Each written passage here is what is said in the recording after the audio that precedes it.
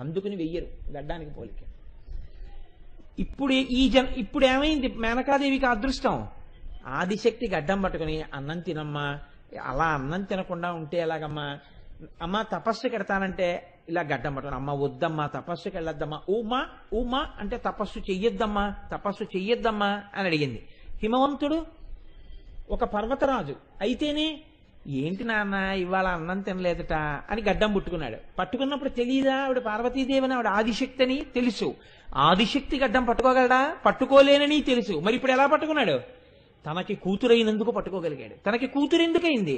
మనసు ఒకనాడు నిలబడింది. మిగిలిన వాటికి మేటి మీద ఎన్నిటి మీదో పెట్టాడు, వచ్చిందా ఉద్ధరణ? ఒక్కసారి మేనకాదేవి కోరుకుంది, ఏమైంది? తర్వాతంతా ఇలా గడ్డం పట్టుకునే అదృష్టమే వచ్చింది. ఎలా వచ్చింది? ఓ పండగ వచ్చింది, ఇద్దరు వెళ్ళి పిలుస్తారు. అమ్మ పండగ వచ్చింది, పుట్టింటికి రా అమ్మ, ఒక్క 2 రోజులు నువ్వు అల్లుడు గారు ఓ 10 రోజులు ఉండండి, ఎన్నాళ్ళయిందే ఓ 10 రోజులు మా ఇంటికి వచ్చి ఉండి నువ్వు అల్లుడు గారు మనవలు అని అడుగుతారు. అయితే అమ్మ 10 రోజులంటే నీకు తెలుసు కదా, ఆయన అస్తమానం ఇలా దక్షిణామూర్తిలా కూర్చుని ఉంటారు, ప్రమదగణాలు, సాయంకాలం అయ్యేటప్పటికి తాండవాలు ఇవన్నీ ఉంటాయమ్మా అంటే, అలా కదే నా తల్లి ఎలాగో అలా నచ్చ చెప్పవే. అప్పుడు మళ్ళీ గడ్డమే. ఇప్పుడు ఈవిడెంత పెద్దదవుతున్నా ఆవిడెంత పెద్దదవుతున్నా ఎప్పుడూ ఆ గడ్డం పట్టుకుని బతిమాలి తన ఇంటికి రావాలని కోరుకోవడం, తన కూతురిని ప్రేమించడం అన్న ప్రేమతో మేనకా హిమవంతులు నిలబడిపోవడానికి ఏది హేతువైంది? ఒక్కసారి ప్రేమ పెట్టుబడిలా ఒక ఆయన ఏదో ఫిక్స్డ్ డిపాజిట్ ఏదో వదిలేశాడు, అది అలా పాపం పెరిగిపోయినట్టు పెరిగిపోతుంది, రెన్యువల్ చేయడమే దాన్ని ఎప్పుడును. అలా ఒక్కసారి ఇలా చూసి తన మనసు పెట్టింది, ఏమని? ఇలాంటి కూతురు ఉంటే బాగుండండి. ఏమైపోయింది? కూతురే అయిపోయింది అంతే. నీ మనసు ఇక్కడ పెట్టి ఏం సాధించావు? అయ్యో వాళ్ళు నన్ను ప్రేమించలేదనన్నా ఏడిచావు, లేకపోతే వాళ్ళకి ప్రమాదం వస్తుందనన్నా ఏడిచావు. రెండింటి వల్ల ఏడుపే వచ్చింది. కానీ ఏమంటే మరి అలాంటప్పుడు అప్పుడప్పుడు సుఖ పెడతారు కదా అండి అని మీరు అనడగచ్చు.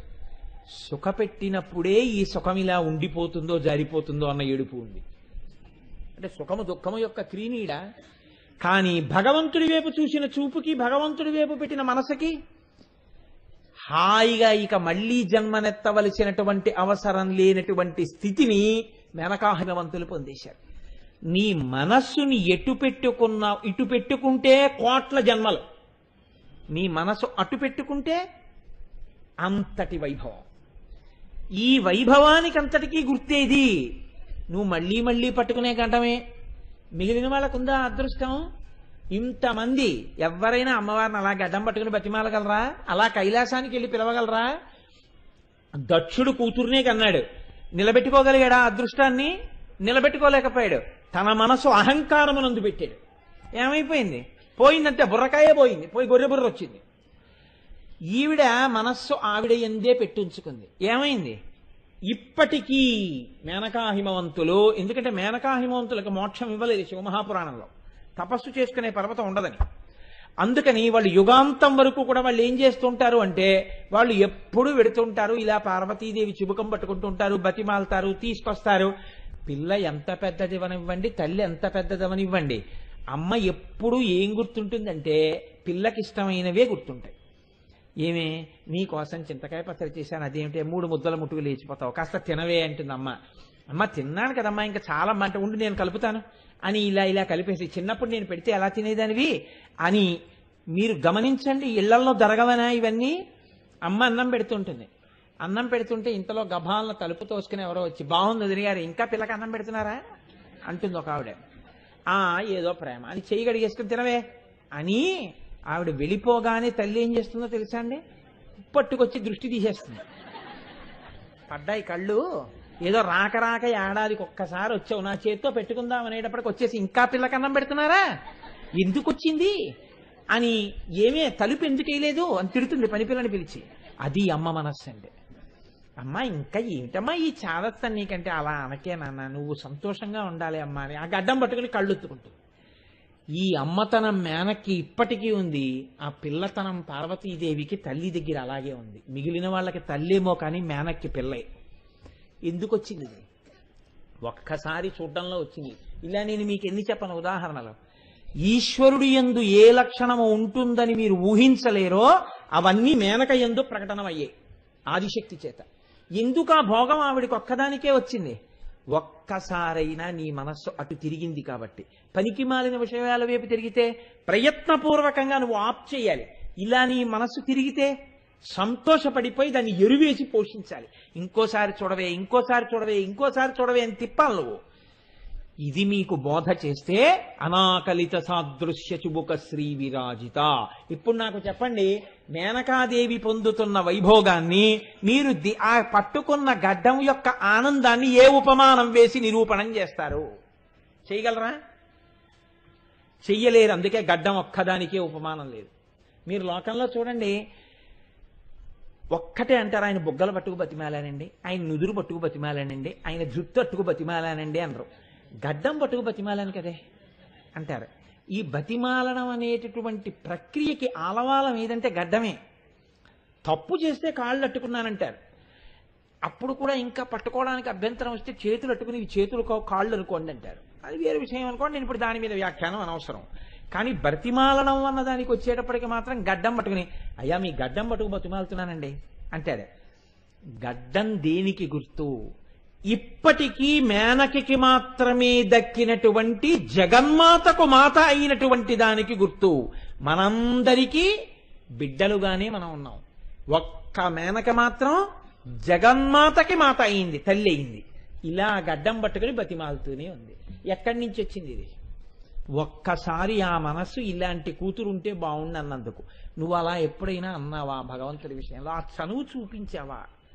అక్కర్లేని వాటికి ఎన్నింటికి పెట్టావో మనసు. ఇవన్నీ బంధనాలయ్యాయి, ఇవన్నీ పతనావస్థకి దారితీసాయి. ఈశ్వరుడి వైపు ఎక్కడ పెట్టావు అలా మనస్సు?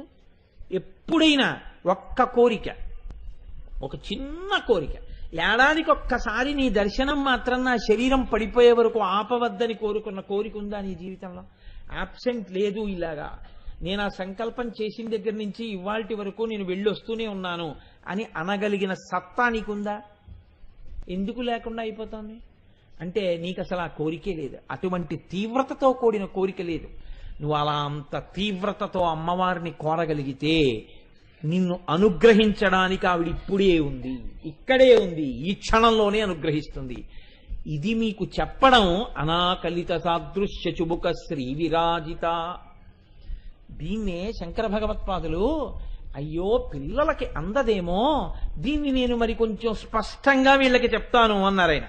అందుకే మహానుభావుడు అంటారు, కరాగ్రేణ స్పృష్టం తుహినగిరినా వత్సలతయా గిరీశేనోదస్తం ముహురధర పానాకులతయా కరగ్రాహ్యం శంభో ముఖముకుర వృంతం గిరిసుతే కథంకారం బ్రూమస్తవ చుబుకమౌ పంయరహితం అన్నారు. ఏమి ప్రౌఢిమతో కూడినటువంటి భాషో, ఏమి భావజాలమో మహానుభావుడిది. నిజంగా శంకరుడు, కాలడి శంకరుడు, కైలాస శంకరుడు కనుక పడ్డాయి ఆయనకు ఆ మాటలు. కరాగ్రేణ స్పృష్టం తుహినగిరినా వత్సలతయ. వాత్సల్యం అన్న మాట ముగ్గురికే వేస్తారు. ఒకటి గురువుకి శిష్యుడి పట్ల వాత్సల్యం, తండ్రికి బిడ్డల పట్ల వాత్సల్యం, గోవుకి తన దూడ పట్ల వాత్సల్యం. అందుకే గోవత్సము అంటారు. హిమవంతుడు పుట్టినది కూతురు కాదు, ఆదిశక్తి కూతురుగా ఉందని తెలుసు. అయినా చిన్నతనంలో ఎన్నో మార్లు ఆ గడ్డం పట్టుకుని, ఇలా గడ్డం పట్టుకుని అమ్మవారిని ఎన్ని మాటలు బతిమాలాడో. అమ్మా నా తల్లి కదో ఇంకా ఆటలు వద్దమ్మా, ఇంట్లోకి వచ్చేయమ్మా అన్నాడు. నా తల్లి కదో ఇంకా ఆ తపస్సు వద్దమ్మా, చిక్కిపోతున్నావమ్మా అని బతిమాలాడు. నా తల్లి కదో అన్నం తినమ్మా అని బతిమాలాడు. నా తల్లి కదో ఈ పట్టుబట్ట కట్టుకోమ్మా, పండగ కదమ్మా, ఇది కట్టుకుంటే నీకు బాగుంటుందమ్మా అని బతిమాలాడు. ఇన్ని మాటలు అందరూ ఆవిడ పాదాల మీద పువ్వులేస్తే ఇన్ని మాటలు ఆయన గడ్డం పట్టుకు బతిమాలాడు. ఈ శోభ హిమవంతుడికి ఎక్కడి నుంచి వచ్చింది? మేనక చూసిన చూపులోంచి హిమవంతుడు ఉద్ధరింపబడ్డాడు. మేనక కోరుకుంటే హిమవంతుడి వల్ల అటువంటి సంతానం కలిగింది. కాబట్టి ఇప్పుడు కరాగ్రేణ స్పృష్టం తుహినగిరినా వత్సలతయ. హిమవంతుడు పట్టుకుంటున్నాడు అంటే మేనక కూడా పట్టుకుంటోంది. ఇద్దరికీ ఆ వైభవం కలిగింది. దాంతో సరిపోయిందా? గిరీశేనోదస్తం ముహురధర పానాకులతయ. గిరీష, గిరీష అని రెండు శబ్దాలు పరమశివుడికి. గిరీష అంటే పర్వత గుహయందు శయనించువాడు అని, గిరీష అంటే కైలాస పర్వతమునకు అధిపతి అని. కైలాస పర్వతమునకు అధిపతి అన్నమాట శంకరాచార్యులు వారు ఎందుకు వేస్తున్నారో తెలుసా అండి?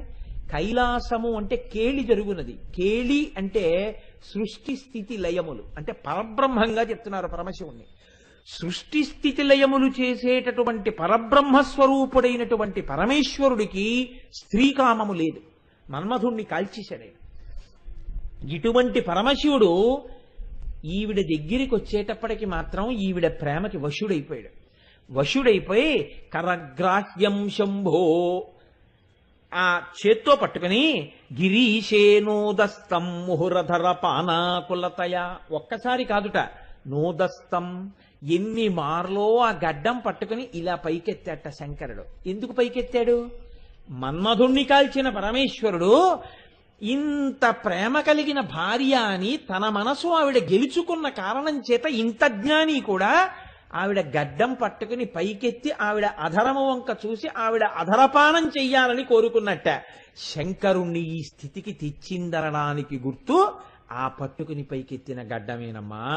మన్మధుణ్ణి కాల్చినటువంటి చూపు కలిగిన వాడు ఆ చేత్తో గడ్డం పైకెత్తాడంటే అమ్మాది నీ పాతివ్రత్య శోభని తెలియచేస్తోంది ఆ గడ్డం. కాబట్టి కరగ్రాహ్యం శంభో ముఖముఖుర వృంతం గిరిసుతే. ఎంత చిత్రమైన మాటలు వేస్తారో చూడండి శంకరాచార్యులు వారు. అక్కడ శివ అన్న శబ్దమో శంకర అన్న శబ్దమో వేయలేదు, శంభో అన్నారు. శంభో అంటే నీకు సుఖమిచ్చేవాడు శంభువే, ఈ సుఖములా అన్న వైరాగ్యం ఇచ్చి మోక్షం ఇచ్చేవాడు శంభువే. అంత వైరాగ్యం ఉన్న శంభువు ఈవిడ దగ్గరికి వచ్చేటప్పటికి గడ్డం పట్టుకుని పైకెత్తి అధరపానం చెయ్యాలనుకున్నాడు. అంటే అంతటి మహాజ్ఞానిని తన పాతివ్రత్యం చేత కట్టిపడేసిన తల్లి అని చెప్పడానికి గుర్తు ఆ గడ్డమే. కాబట్టి గిరీశేనోదస్తం ముహురధర పానాకులతయ కరగ్రాహ్యం శంభో ముఖముఖుర వృంతం గిరిసుతే కథంకారం భ్రూమస్తవ చుబుకమౌపమ్యరహితం అని శంకరాచార్యులు వారు అంటున్నారు. ఇప్పటిదాకా ఏమైనా శంకరాచార్యులు వారు కూడా ఉపమానం చెప్పారా నీ గడ్డం ఇలా ఉంటుందని? ఏం చెప్పలేదు. ఇప్పుడు చెప్తున్నారు మూడో పాదంలో.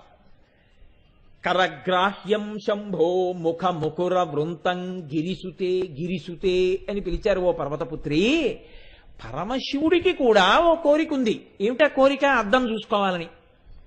అద్దం చూసుకోవడం అన్న మాట ఎప్పుడు వస్తుందండి? బ్రహ్మచారి అయితే రాదు. ఎందుకంటే స్నాతకం చేసేంత వరకు అద్దం చూసుకోడు బ్రహ్మచారి. ఇంకా ఇక్కడి నుంచి నేను అద్దం చూసుకుంటాను, నేను తలకాయ దూకుంటాను అంటాడు. స్నాతకం వరకు వాడు ఎప్పుడూ అద్దం చూసుకుని ఉంటాడు బ్రహ్మచారి అంటే. ఇప్పుడు ఆయన అద్దంలో చూసుకుందామన్న కోరిక పుట్టింది అంటే పరమశివుడు ఏ ఆశ్రమంలో ఉన్నాడు? గృహస్థాశ్రమంలో ఉన్నాడు. ఆయనకి గృహస్థాశ్రమం ఏమిటి అసలు? గృహస్థాశ్రమం ఎప్పుడు వస్తుంది? పెళ్లి చేసుకుంటే. ఆయన పెళ్లి ఎందుకు చేసుకుంటాడు అసలు? మన్మధుడిని కాల్చేసిన వాడు చేసుకునేటట్టు తన పాతివ్రత్యంతో తన తపస్సుతో చేసి మెప్పించిన తల్లి ఆ తల్లి. ఎంత గొప్ప తల్లివి కాబట్టి నిన్ను పెళ్లి చేసుకున్నాడు కాబట్టి అద్దం చూసుకోవాలనుకుంటున్నాడు. ఇప్పుడు తన ధర్మం పాటించాలనుకుంటున్నాడు. ఇప్పుడు ఆయన చూసుకునే అద్దం లోకంలో ఎక్కడుంది? కాబట్టి ఆయన ఒక అద్దంలో చూసుకుంటాడు తన ప్రతిబింబాన్ని. ఎందులో చూసుకుంటాడు? నీ ముఖమన్న అద్దంలో చూసుకుంటాడు. ఇప్పుడు అద్దం చూసుకునేవాడికి అద్దానికి ఒక పిడి ఉండాలి. ఆ పిడితో ఇలా అద్దం ఎత్తుతాడు. ఆయన చూసుకునే అద్దం నీ ముఖమైతే ఆ అద్దానికి ఉన్న పిడే నీ గడ్డం అన్నారు శంకరాచార్యులు గారు. అందుకని శంకరుడు ఆ గడ్డంతో ఇలా ఎత్తి తనని చూసుకుంటాడు. ఇప్పుడు మీరు చాలా జాగ్రత్తగా గమనించండి. పరమశివుడికి పార్వతీదేవి ముఖము అద్దమైతే శంకరుడు వచ్చి ఎదురుగుండా నిలబడి గడ్డం ఎత్తి ఇలా చూస్తే అమ్మవారి ముఖంలో ఎవరు కనబడతారు? పరమశివుడు కనబడతాడు కదండి. అమ్మవారి ముఖంలో పరమశివుడు కనపడితే అలా కనపడ్డం పరమశివుడికి సంతోషమా, పార్వతీదేవికి సంతోషమా? పార్వతీదేవి ముఖంలో పరమశివుడు కనపడేటటువంటి స్థితిని చూసిన ఇంకొకడికి సంతోషమా? మీరు కొంచెం జాగ్రత్తగా గమనించండి. ఇప్పుడు పార్వతీదేవి యొక్క ముఖం దగ్గరికి వెళ్లి గడ్డం ఇలా పైకెత్తి ఇలా శంకరుడు చూసుకుంటుంటే అమ్మవారి ముఖంలో శంకరుడు కనపడుతున్నాడన్న విషయాన్ని ఎవరు చూశారు? ఎవరు చూశారండి? శంకరాచార్యులు వారు చూశారు. లేకపోతే మీకు ఎలా చెప్పారు ఈ మాట? శంకరాచార్యులు వారే కదండి అద్దమమ్మా అని చెప్తున్నారు. కాబట్టి ఇప్పుడు శంకరాచార్యులు వారు అమ్మవారి ముఖం పరమశివుడికి అర్థమైందని చూశారు. అందుకనమ్మా గిరీశేనోదస్తం ముఖముకుర వృంతం గిరిసుతే. మన్మధుడే గుర్తొస్తున్నాడేమిటో ఎక్కువ. కాబట్టి ఇప్పుడు ఆ అద్దం పిడికిలి పట్టుకుని ఇలా పైకెత్తితే ఆవిడ ముఖమన్న అద్దంలో శంకరుడు కనపడుతున్నాడన్న విషయాన్ని చూసి మీకు చెప్తున్నది ఎవరు? శంకరాచార్యులు వారు చూశారు. అలా చూశారు కాబట్టి ఆయన మహాజ్ఞాని అయ్యారు కదండి. ఇది మీరు పట్టుకోవాలి ఆ శ్లోకంలో అర్థం. అంటే అమ్మవారి ముఖంలోకి శివుడు ఇలా చూస్తే అమ్మవారి ముఖంలో శివుడు కనపడింది శంకరాచార్యుల వారికి. అమ్మవారంటే ప్రకృతి. ప్రకృతి ప్రకృతిగా పురుషుడు పురుషుడుగా కనపడినంత కాలం నీకు జ్ఞానం కలగలేదు. ప్రకృతిలో పురుషుడు ఎప్పుడు కనపడతాడో అప్పుడు నీకు జ్ఞానం కలిగిందని గుర్తు. ప్రకృతి అంటే పార్వతీదేవి ముఖం. ఇది చెట్టు, ఇది పుట్ట, అది చంద్రుడు, ఇది సూర్యుడు, అది గోడ, వాడు దొంగ, ఇది దొంగ, ఇలా అన్నంతసేపు అది ప్రకృతి. భగవంతుడెవరో ఒకడున్నాడు, వాడు ఇవన్నీ సృష్టించాడు. ఇవి అంటున్నంతసేపు ప్రకృతి వేరు, పురుషుడు వేరు. కానీ హరిమయము విశ్వమంతయు, హరి విశ్వమయుండు. హరిమయము కాని వస్తువు పరమాణువు లేదు. వంశపావన వింటే అని శుకుడు పరీక్షిత్తుతో అంటే నమ్మాడు అనుకోండి. పరీక్షిత్తు ఇప్పుడు చూశాడు అనుకోండి, దొంగ కాడు, దొంగ రూపంలో ఉన్న ఈశ్వరుడే. నమచ్చోరాయ చ శస్యాయ చ భేన్యాయ చ శకత్యాయ చ ప్రవాహ్యాయ చ వృక్షాయ చ హరిత్యాయ చ లోప్యాయ చ ప్రవాహ్యాయ చ విద్యుత్యాయ చ అన్నాడు అనుకోండి. నీరు నువ్వే, ప్రవాహం నువ్వే, మెరుపు నువ్వే, విద్యుత్ నువ్వే, చీకటి నువ్వే, వెలుతురు నువ్వే, సూర్యుడు నువ్వే, చంద్రుడు నువ్వే, కాంతి నువ్వే, చెట్టు నువ్వే, ఆకు నువ్వే, హరితము నువ్వే, ఆకుపచ్చతనం నువ్వే, ఎండిపోయింది నువ్వే, దొంగ నువ్వే, నురుగు నువ్వే, అన్నీ నువ్వే అన్నాడు అనుకోండి. ఇవన్నీ లేవా? ఉన్నాయి. కానీ ఇవన్నీ ఏవి? ఈశ్వరుడు. ఇప్పుడు ప్రకృతి ఎందు ఎవరు కనబడుతున్నారు? పురుషుడు కనబడుతున్నాడు. పార్వతీదేవి ఎందు ఎవరు కనబడుతున్నారు? పరమేశ్వరుడు కనబడుతున్నాడు. ఇలా ఎవరికి కనబడ్డాడో వాడెవరు? వాడు మహాజ్ఞాని. వాడికి రుద్రాధ్యాయం అర్థమైంది. వాడు అభిషేకం చేయడం అంటే అది. సంతతధార శివలింగం మీద పడుతూ రుద్రాధ్యాయం చదవడం అంటే మనస్సు ఎప్పుడు దేన్ని చూస్తున్నా దాని యందు పరమేశ్వరుణ్ణి చూడ్డం.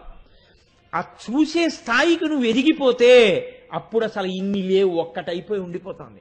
ఈ స్థితికి ఎదిగిపోతే వాడు మహాజ్ఞాని అయిపోయాడు. అంటే వాడు మోక్షమును పొందాడు.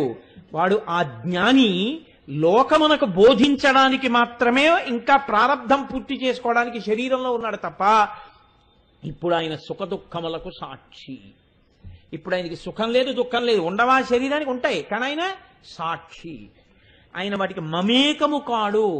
కృష్ణ భిక్షు గారిని ఒక ఆయన అడిగారు, ఏమండి జ్ఞాని శరీరమునకు బాధ ఉండదా అని అడిగారు. భగవాన్ రమణులకు చేతి మీద రాచపుండేసింది, రక్తం కారిపోతుండేది. రక్తం కారిపోతుంటే చుట్టూ ఉన్న వాళ్ళు చూసేవారు. పొద్దున్నే దాని మీద ఆకులేసి పుండు కట్టు కట్టేవారు. మరునాడు కట్టు విప్పుతుంటే దాన్ని సూర్యుడికి అభిముఖంగా పెట్టి విప్పమన్నారు కట్టు. అంటే ఆయన వచ్చి తోటలో కూర్చునేవారు, కట్టు విప్పుతున్నారు. విప్పుతూ ఆ ఆకులు ఇలా తీసేస్తే బడబడ కారిపోయేది నెత్తురిలాగా. కారిపోతే చుట్టూ ఉన్న వాళ్ళు చూసి అయ్యయ్యో ఎలా నెత్తురు కారిపోతోందో, ఎంత లోతు గొయ్యి పడిపోతోందో, బాధ పెట్టట్లేదా అనేవారు. అంటే రమణులు నవ్వుతూ అనేవారు, ఇది అపరశమంతకమని ఆనాడు 12 బారువుల బంగారం పెట్టేదే, అలా ఇది ఎర్ర బంగారం పెడుతోంది, అది పచ్చ బంగారం పెట్టేదనేవారు. ఇప్పుడు ఆయనకి అందులోనూ ఆనందమే. సుఖము దుఃఖము రెండు లేవు. దానికి సాక్షి ఆయన. ఈ శరీరమునకు సాక్షి జ్ఞాని. శరీరము తాను కాదు. ఈ శరీరము యొక్క బాధకు సాక్షి, శరీరము యొక్క సుఖమునకు సాక్షి. రమణుల్ని ఎవరో అడిగారు, మీరు నిద్రపోతారా అని అడిగారు. ఎందుకు పోదు? ఇది నిద్రపోతుంది అన్నాడు ఆయన. ఎంత తేడా చెప్పండి. ఇది నిద్రపోతుంది అన్నారు. మనమేమంటాం? నేను నిద్రపోయాను. నేనుకి నిద్ర లేదు. నిద్రపోయేది శరీరం, ఇంద్రియాలే పడుకుంటాయి. ఈ స్థాయికి వెళ్ళినటువంటి జ్ఞాని తన నిద్రకి తాను సాక్షి. ఈ సాక్షిత్వమునందు దొంగకు సాక్షి, దుంగకు సాక్షి, ప్రవాహమునకు సాక్షి, సూర్యునకు సాక్షి, అన్నిటికీ సాక్షి. ఈ స్థితిని నువ్వు పొందగలిగితే ప్రకృతిలో పురుషుడు కనపడుతున్నాడు. ఇలా కనపడితే ఎన్ని ఆభరణములున్నా ఆభరణములు కనపడవు, ఆభరణములలో బంగారము కనపడుతుంది. ఎన్ని బొమ్మలున్నా బొమ్మలు కనపడవు, బొమ్మల్లో మట్టి కనపడుతుంది. పూరీలే ఉన్నా, చపాతీలే ఉన్నా, అక్కడ చేసినటువంటి చిళ్ళలే ఉన్నా, లేకపోతే దాంతో చేసినటువంటి పునుకులే ఉన్నా, అందులో ఉన్న గోధుమ పిండి కనపడుతుంది. కానీ మారి మారి తయారు చేసిన పదార్థాలు కనపడవు. అంతటా ఉన్నదా గోధుమ పిండి అంటాడు. ఈ స్థితి కంటే ఉండడానికి ఏది హేతువో ఆ సత్యమును పట్టుకున్న స్థితికి ఎదిగిపోతే వాడికి ప్రకృతి యందు పురుషుడు కనపడ్డాడు. అందుకే సీతమ్మని వెతుకుతానని వెతికినటువంటి హనుమ అంతకు ముందెప్పుడు సీతమ్మని చూడకపోయినా చెట్టు మీద కూర్చుని అన్నారు, అస్యాదేవ్యా యథారూపం అంగ ప్రత్యంగ సౌష్ఠవం రామస్య చ యథారూపం తం చేయమసితేక్షణ అన్నారు. కాళ్ళు చేతులు వేళ్ళు నుదురు దగ్గర నుంచి సీతమ్మ తల్లి కాదు, నాకు సీతమ్మలా కనబట్టలేదు, నాకు రాముడు కనబడుతున్నాడు అన్నారు. అందుకని భవిష్యత్ బ్రహ్మ అయ్యారు. నాకు రాముడు కనపట్టలేదు, రాముడి నుంచి విడదీసిన సీత కనబడుతోంది అన్నాడు. 10 తలకాయలు తెగిపోయి. ఇది జ్ఞానికి అజ్ఞానికి ఉండే భేదం. అందుకని అది సుందరకాండ, ఉపాసనకాండ. అది సిద్ధి సర్గ. సీతమ్మ తల్లి దర్శనం అంటే సిద్ధి సర్గ అనడానికి కారణం అది. కాబట్టి ఇప్పుడు ప్రకృతి యందు పురుషుణ్ణి ఎవరు చూశాడో వాడు జ్ఞాని. ఇలాంటి దర్శనం చేసి మీకు చెప్తున్నది ఎవరు? శంకరాచార్యుల వారు. తన మీద పెట్టుకున్నారా? పెట్టుకుంటే ఆత్మస్థుతి, పెట్టుకోలేదు. ఇప్పుడు ఈ స్థితిని నువ్వు పొందాలంటే ఈ ప్రకృతి అంతా నీకు అర్థమే. ఇందులో నీకు శివుడు కనపడాలి, పురుషుడు కనపడాలి. అలా నువ్వు చూడ్డం రావాలి. అలా చూడ్డం రావాలంటే పట్టుకోవడం రావాలి. ఆ పట్టుకోవడానికి ప్రయత్నించేదే భక్తితో కూడిన కర్మాచరణము. తప్ప ఏదో అన్నాను కానీ అమ్మా అది మాత్రం ఎలా సరిపోతుంది అన్నారు. ఎందుకని? కథంకారం భ్రూమస్తవ చుబుకం ఔపమ్యరహితం. అలా భక్తితో కూడిన కర్మాచరణం చేద్దామంటే మాత్రం వస్తుందా? ముహూర్తం పెట్టుకుని ఏకాదశి నుంచి భక్తిగా ఉంటానంటే భక్తి వస్తుంది ఏమిటి? అదే పూరియా శంకుస్థాపన ముహూర్తం పెట్టడానికి? ఈశ్వరానుగ్రహంగా రావాలి భక్తితో కూడిన కర్మాచరణం. కాబట్టి అమ్మ ఉపమానం నేను దానికి మాత్రం ఏం వేయగలను? ఇప్పుడు చెప్పండి, అమ్మవారి యొక్క గడ్డం ఒక్కదానికి ఉపమానం ఎందుకు వేయలేదో మీరు పట్టుకోగలిగారా? అది ఏ స్థాయి నుంచి ఏ స్థాయి వరకు వెళ్ళిపోతుందో చూడండి. ఆ నామం అనాకలిత సాదృశ్య చుబుక శ్రీ విరాజిత. అమ్మా నీ గడ్డానికి ఉపమానం వేయడం కుదరదమ్మా. ఎందుకని అంటే ఒక్కసారి నీ వంక చూసి భక్తితో నిలబడినా మేనకాదేవిలా పొందుతాడు. నీ యందు పరమేశ్వరుణ్ణి చూడడం వచ్చినా ధన్యత పొందుతాడు. అలా చూడడం చేత కావట్లేదు నాకు ఆ అదృష్టాన్ని ఇయ్యని భక్తితో పట్టుకున్నా ఆ అదృష్టాన్ని పొందుతాడు. అసలు ఆ భక్తితో ఉందామన్న భావన కలగడానికి, భగవంతుడు ఒకడు ఉన్నాడని తెలుసుకోవడానికి వెళ్ళి కూర్చుని వినేటటువంటి రోజు ఒకటి వస్తే కదా, నమ్మితే కదా ఆ రోజు వచ్చేది. భక్తితో కూడిన కర్మాచరణం ఆ రోజు ఇప్పుడు వస్తుంది. ఆ రోజు మనకు వచ్చుంటే ఇన్ని జన్మలు ఎందుకు వచ్చుండేవి? అంటే ఆవిడ అనుగ్రహం ఏనాడు కలుగుతుందో ఆనాడే నువ్వు ఇది వింటావు. ఆవిడ అనుగ్రహం లేని నాడు ఈ ఒక్క నామం విందామన్నా వినలేడు. ఈ అమ్మవారి అనుగ్రహం ఎవడికి ఉందో వాడు ఎక్కడున్నా ఈ నామం వింటాడు. ఇది ఆ నామానికి ఉన్న గొప్పతనం. ఇది విన్నాడో వాడికి భగవంతుని యొక్క అనుగ్రహం ఉన్నది. కాబట్టి దీనికి ఎలా పోలికి చెప్తారు? చెప్పడం కుదరదు. దాని వాక్కులతో చెప్పడం కుదరదు. ఇది ఈశ్వరానుగ్రహమునకు నిర్ణయము. కాబట్టి ఇవాళ ఈ సభలో ఇంతమంది ఉండి విన్నారు. కాబట్టి ఏమిట దానికి సూచన? వారు ఈశ్వరానుగ్రహమును పొందుతున్నారని గుర్తు. ఈశ్వరుడి చేత వాళ్ళు తీసుకోబడ్డారు. నిలబడడం మీ వంతు. జారిపోతానంటే అదొద్దు అనుకుంటే ఇంకా ఎక్కాలి కదండి. కాబట్టి అనాకలిత సాదృశ్య చుబుక శ్రీ విరాజిత. కాబట్టి నేను ఇవాళ శుక్రవారం మాఘమాసం మొట్టమొదటి రోజు అసుర సంధ్య వేళ కామేశబద్ధ మాంగల్య సూత్ర శోభిత కంధరా ఆ నామం వైపుకి వెళ్ళాలి అని అనుకున్నాను. అందుకని ఈ నామాన్ని ఇక్కడతో పూర్తి చేస్తున్నాను. అలాగని నేను అదేం మింగేసినట్టు కాదు. నేను పరమ విరోధిని అటువంటి ప్రసంగాలకి. లెక్కలు పెట్టుకుని నీ నామాలు పూర్తి చేయాలని చెప్పడం, ఇవాళ ఇంత ఇంత ఏదో సిలబస్ కవర్ చేయాలని ఉపన్యాసాలు చెప్పడం నా జన్మాంతరంలో లేదు. పరవశించడం కోసం చెప్పుకోవడం అంతే, దాని కొరకే. కాబట్టి ఇప్పుడు ఈ నామంలో వశిన్యాది దేవతలు అంటారు కామేశబద్ధ మాంగల్య సూత్ర శోభిత కంధరా. అమ్మవారి యొక్క కంఠం గురించి మాట్లాడుతున్నారు. కేశాది పాదాది పర్యంత మనకు వచ్చేటప్పుడు అమ్మవారి యొక్క ముఖమండలాన్ని పూర్తి చేశారు. పూర్తి చేసి ఇప్పుడు ఈ కంఠం దగ్గరికి వస్తున్నారు. ఈ కంఠం దగ్గరికి వచ్చినప్పుడు మీరు ఒకటి జాగ్రత్తగా పట్టుకోవాలి. కంఠం గురించి మాట్లాడలేదు వశిన్యాది దేవతలు. దేని గురించి మాట్లాడుతున్నారు? కంఠాభరణము గురించి మాట్లాడుతున్నారు. ఇప్పుడు ఈ ఆభరణము కంఠము వేరెన్ను అనుకోవచ్చా? అలా అనుకోవడానికి వీల్లేదు. కొన్ని కొన్ని ఆభరణములు ఏవై ఉంటాయంటే ఆ వ్యక్తి యొక్క స్థితికి సూచనలై ఉంటాయి. ఆ వ్యక్తి యొక్క అస్తిత్వమునకు సూచనలై ఉంటాయి. మీకు నేను బాగా చెప్పాలి అంటే నేను మీకు ఒక ఉదాహరణ చెప్పవలసి వచ్చింది అనుకోండి. ఆయన ఉపనయనం అయిపోయింది అని గుర్తు ఏమిటి? చేతికి ఒక ఉంగరం ఉంటుంది. ఉంగరం ఉందనుకోండి, ఆయన ఆచమనం చెయ్యాలి. ఆచమనం చేసేటప్పుడు కుడి చేతికి ఉంగరాలు లేకుండా లేదా ఉంగరం లేకుండా ఆచమనం చేశాడనుకోండి, ప్రతిరోజు నిత్తురు తాగిన వాడి ఖాతా ఫలితం వేస్తారు. ఉంగరం ఉండి ఆచమనం చేయాలి. అందుకే ఉంగరం లేకపోతే దర్భ చుడతారు. దర్భ చుట్టి ఆచమనం చేయిస్తారు. కాబట్టి ఇప్పుడు ఆయన ఆచమనం చేస్తున్నాడు అంటే ఏమిటి? ఆయనకి ఉపనయనం అయిపోయిందని గుర్తు. ఆయనకి యజ్ఞోపవీతం ఉంది, ఆయన బ్రహ్మచారి, ఆయన గాయత్రిని ఉపాసన చేస్తున్నటువంటి వాడు, బ్రహ్మణ్య సిద్ధి కొరకు ప్రయత్నిస్తున్నవాడు అని గుర్తు.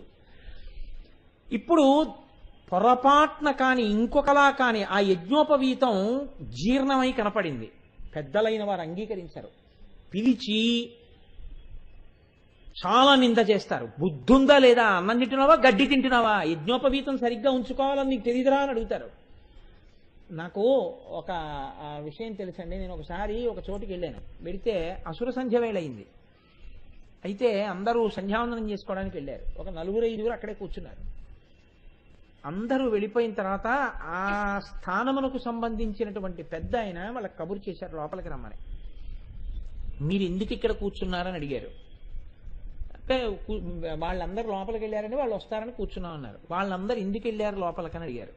సంధ్యావందనం చేసుకోవడానికి వెళ్ళారండి అన్నారు. మరి మీరు ఎందుకు వెళ్ళలేదని అడిగారు. మాకు రాదండి అన్నారు. ఆయన అన్నారు మీరు వెళ్ళిపోండి అన్నారు. మీరు వెళ్ళిపోండి, మీరు ఇక్కడికి రావక్కర్లేదు, మీరు వెళ్ళిపోయి సంధ్యావందనం నేర్చుకోండి. ముందు నేర్చుకుని మీకు సంధ్యావందనం వచ్చిన తర్వాత ఇక్కడికి రండి. అదే రాని వాళ్ళకి ఇక్కడ స్థానం లేదు, మీకేం అర్థం కాదు, మీరు భ్రష్టులు. కాబట్టి నేను మళ్ళీ బయటకు వచ్చేటప్పటికి మీరు ఉండకూడదు, మీ పెట్లు తీసుకుని వెళ్ళిపోండి అన్నారు. అంటే అసలు అస్తిత్వము ఉండడానికి, నిలబడడానికి, నువ్వనిపించుకున్న గౌరవానికి అది హేతు. అప్పుడు అది నీ మొత్తం గౌరవానికి అది సూచన కూర్చుంటే ఇంకిప్పుడు నీ గురించి చెప్పడం ఎందుకు, దాని గురించి చెప్తే సరిపోతుంది. నిన్ను గౌరవించారు, అక్కడ ఉండనిచ్చారు అంటే అది దానివల్ల గౌరవం వచ్చిందని గుర్తు. అలా అమ్మవారి కంఠం గురించి చెప్తే కంఠం కన్నా గొప్పదిగా ఇప్పుడు కంఠము యొక్క గొప్పతనాన్ని అంతటినీ దేంతో ముడిపెట్టి చెప్తున్నారు? ఏ 3 ముళ్లతో ఉన్నదాన్ని చెప్తున్నారో అదే ఆ కంఠానికి గొప్ప అని చెప్తున్నారు. ఆ కంఠము అది అభేదమే. ఆ మాటకు వస్తే అది ఆవిడ యొక్క జీవము, అది ఆవిడ ప్రాణము. అందుకే మనకి పూర్వకాలంలో అది ఉంచుకునే అర్హతని కోల్పోగానే వాళ్ళ శరీరం కూడా వదిలేస్తుండేవారు. భారతదేశంలో కొన్ని చోట్ల అటువంటి ఆచారం ఉంటూ ఉండేది. కాబట్టి ఇప్పుడు అమ్మవారి గురించి చెప్తే కామే శబద్ధ మంగళ్య సూత్ర శోభిత కంధర, మహాకామేశ్వరుడి చేత కట్టబడినటువంటి మంగళసూత్రము కంఠమునందు ప్రకాశిస్తున్నటువంటి తల్లి. ఇప్పుడు ఈ మంగళసూత్రము అందరూ కట్టించుకుంటారు లోకంలో. అందరూ కట్టించుకోవడానికి, అమ్మవారు కట్టించుకోవడానికి చాలా పెద్ద భేదం ఉంది. ఎందుకుంది అంటే వివాహమునందు అంతర్భాగము మంగళసూత్రధారణం. వివాహం ఎందుకు చేసుకుంటారు అంటే శాస్త్రం ఒకటే ప్రయోజనాన్ని చెప్పింది. ప్రధాన ప్రయోజనం ఏమి అంటే ఈ శరీరానికి ఆకలి ఎలా కలుగుతుందో, ఈ శరీరానికి దాహం ఎలా కలుగుతుందో, ఈ శరీరానికి బడలిక ఎలా కలుగుతుందో, ఈ శరీరానికి నిద్ర ఎలా కలుగుతుందో, ఈ మనస్సు ఎలా బడలిపోతుందో, అలా అత్యంత శక్తివంతమై నీ అంత నీవు నియంత్రించలేనిది తొక్కి పెట్టావో అదును చూసి కాటు వేసేది ఒకటి ఉంది, అది మనస్సు. ఆ మనస్సు యందు అత్యంత ప్రమాదకరమైనది ఇది కామము. ఈ కామమును ధర్మబద్ధం చేసేస్తే వాడు హాయిగా జీవితంలో రాణిస్తాడు. కాబట్టి ఇప్పుడు ఈ కామమును ధర్మంతో ముడేసేయాలి. ముడేస్తే ఏమవుతుంది, దానికి అర్థం అనే పిల్ల పుడుతుంది. అందుకని ఇప్పుడు కామము ధర్మబద్ధం అయిపోవాలి. అందుకని ధర్మక్షేత్రంగా పట్టుకొచ్చి ఆడపిల్లని పురుషుడి పక్కన చేరుస్తారు. భారతీయ సంప్రదాయమునందు, సనాతన ధర్మమునందు భోగమునకు పత్ని లేదు, పత్ని ధర్మపత్ని. అందుకే సంకల్పం చెప్తే భోగపత్ని సమేతస్య అనో, కామపత్ని సమేతస్య అనో చెప్పరు, ధర్మపత్ని సమేతస్య. ఆమె నీకు ఎందుకు వచ్చింది? ధర్మమును నిలబెట్టుకోవడానికి వచ్చింది. ధర్మమునందు అంతర్భాగము నీ కామము కూడా ధర్మబద్ధం కావడం. కామము ధర్మబద్ధం అయితే ఏమిచ్చింది? ఆవిడొక్కతే ఇవ్వగలదు అర్థం ఒకటి. ఏమిటది? పుత్ర సంతానం లేదా సంతానం. ఆ సంతానం కలిగితే తప్ప నీకు పితృరుణం నుంచి విముక్తి లేదు. ఆ విముక్తి కలగాలంటే ఆవిడ ఉండాలి. ఆవిడ ఉంటే యజ్ఞం చేస్తావు, ఆవిడ ఉంటే యాగం చేస్తావు, ఆవిడ లేకపోతే నువ్వు చేయలేవు. కాబట్టి ఇప్పుడు ధర్మబద్ధమైన కామము చేత అర్థమును పొంది ధర్మబద్ధమైన అర్ధకామముల చేత మోక్షమును పొందడం కోసమని ధర్మబద్ధమైన పత్నిని ధర్మబద్ధమైన ఆచరణ కొరకు పురుషుడి పక్కకి తీసుకొచ్చే ప్రక్రియకి వివాహము అని పేరు. సనాతన ధర్మం అందుకు మాట్లాడింది వివాహకాండ గురించి. అంత గొప్పది వివాహకాండ. ఇందులో అంతర్భాగం మంగళసూత్రము. లోకంలో అందరూ ప్రధానంగా వివాహం దేని కొరకు అంటే కామమును ధర్మబద్ధం చేసుకోవడానికి. ఆవిడో ఎవరికి శుశ్రూష చేస్తోందో వాడి మీద మన్మథ బాణం వేస్తే మన్మధుడిని కాల్చేశాడు ఆయన. ఇక ఆయనతో పెళ్ళి ఏమిటి ఈవిడికి? పోని తల్లి ఒప్పుకుందా? ఉమా అంది. ఆయనతో నీకు పెళ్ళి ఏమిటో? వద్దంది. వద్దమ్మా అసలు తపస్సు కూడా చేయకండి. పోని తండ్రి ఒప్పుకున్నాడా? తండ్రికి అంత సంతోషం లేదు. పోని వెళ్ళి తపస్సు చేసింది.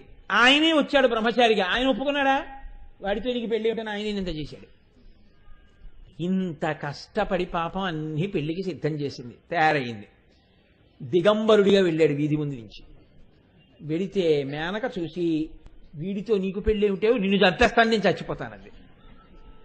అప్పుడు పెళ్లి జరగొట్టుకునే ప్రయత్నం చేశాడు. తీరా తీసుకొచ్చి పెళ్లిపీటల మీద కూర్చోబెట్టారు. ప్రవర చెప్పాలి, ఈయన తాతగారి పేరు తండ్రి గారి పేరు ఏమిటన్నారు? ఎవ్వడికి తెలియదు. అందరికన్నా ముందు పుట్టినవాడు ఆయన ఒక్కడే. ఎందుకని? నిత్యాయ త్రిగుణాత్మనే పురజితే కాత్యాయ నీశ్రేయసే సత్యాయ అవ్యకుటుంబినే అన్నారు శంకరాచార్యుల వారు. ఆజ్య కుటుంబినే మొట్టమొదట ఉన్నవాడు ఆయనే.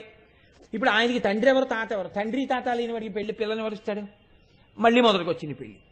సరే ఏదో నడిచింది అనుకోండి, మనం ఇక్కడ చేశాం కదా పార్వతీ కళ్యాణం, ఆఖరికి పెళ్లి అయింది. ఇప్పుడు చెప్పండి, లోకంలో పెళ్లికి పార్వతీ కళ్యాణానికి ఎంత తేడా?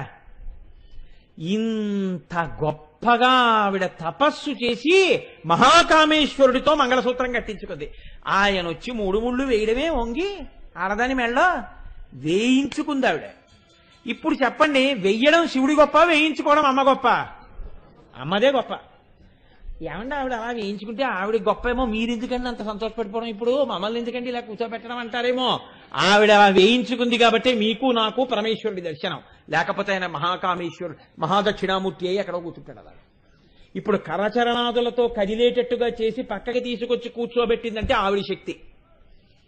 అందుకే చిదంబరంలో ఉంటే శివకామ సుందరి, మధురైలో ఉంటే మీనాక్షి.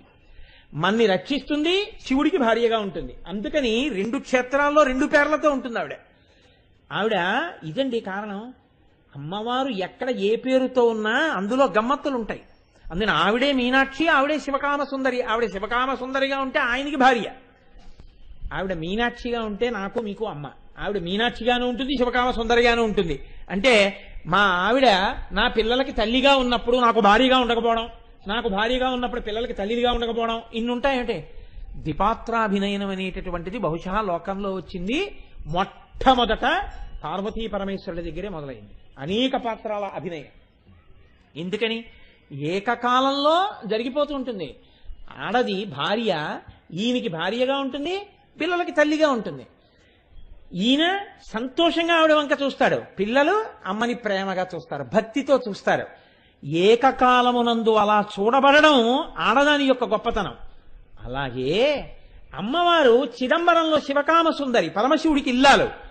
మధురైలో నాకు మీకు తల్లి. అక్కడ శివకామ సుందరిగా ఉన్న నాన్నగారికి భార్య అయినా మీకు మాత్రం అమ్మే, ఎప్పుడూ మీకు అమ్మే. పరమశివుడికి మాత్రం ఆవిడే శివకామ సుందరి. ఈ స్థితికి మొదలెక్కడా? ఆవిడ మంగళసూత్రం కట్టించుకున్న దగ్గర. అందుకు నా మంగళసూత్రానికి అంత గొప్పతనం వచ్చింది. కాబట్టి కామేశబద్ధ మాంగళ్య సూత్ర శోభిత కంధరా, ఇది మామూలు మాట కాదండి. ఈ మాట చాలా గహనమైన మాట. ఎందుకో తెలుసా అండి? ఏదో యథాలాపంగాను మిగిలిన తంతంతా ఆపేవా, తొందరగా మంగళసూత్రం కట్టించే అంటుంటారు. ఏదో ఎవరో అసలు వాళ్ళు వచ్చేస్తారు, పిల్లని ఎత్తుకుపోతారు అనుకుంటే, అంటే ఇంకా ఆ మంత్రాలన్నీ వద్దు, తాళి కట్టించే అంటుంటారు. ఏదో అక్కడక్కడ ఎప్పుడెప్పుడో చూశానేమో నేను, ఎక్కడో తెరల మీద. అలా కట్టించేసుకున్న మంగళసూత్రం కాదు. ఈయన మారిపోతాడేమో, మళ్ళీ కట్టించేయండి, గబగబా కట్టించేయండి, గబగబా కట్టించేయండి అని ఆవిడేం కట్టించేసుకోలేదు. ఎలా కట్టించుకుందో తెలుసా అండి? షరతు పెట్టి కట్టించుకుంది. శంకరుడు అన్నాడు బ్రహ్మచారిగా వచ్చి, నీ తపస్సుకు మెచ్చుకున్నాను, దా చేయి పట్టుకో, చిటికిన వేలు తీసుకుపోతాను కైలాసానికి అన్నాడు. ఈ వెర్రొద్దండి ఆవిడ. అదేమిటన్నాడు? నీ ఇష్టం వచ్చినట్టు చేసుకుని సతీ వివాహం చేసుకున్నావు, ఇలాగే ఏమైంది? నేను శరీరం వదిలిపెట్టవలసి వచ్చింది. అలా వద్దు, వైదిక ధర్మం ప్రకారం చేసుకో. ఇప్పుడని నీ ఊపిరి వేదం కదా, ఆ వేద ప్రమాణాన్ని ఎలా చెప్పిందో అలాగే నువ్వు నన్ను వివాహం చేసుకోండి అంటే ఇప్పుడు సంప్రదాయం అంతా నడుస్తుంటుంది. నడుస్తుంటే అందులో అన్నీ ఎవరి వెలితి పైకి వస్తాయంటే శంకరుడు వెలితి పైకి వస్తుంటుంది. ఎందుకు వస్తుంది మీరు ఆలోచించండి. నేను అన్నానని కాదు, ఈవిడికే ఉందండి, వెనక బోలెడంతమంది ఉన్నారు. ఆయన వెనకాతలు ఎవరు ఉంటారు? ప్రమదగణాలు అందరూ ఉంటారు.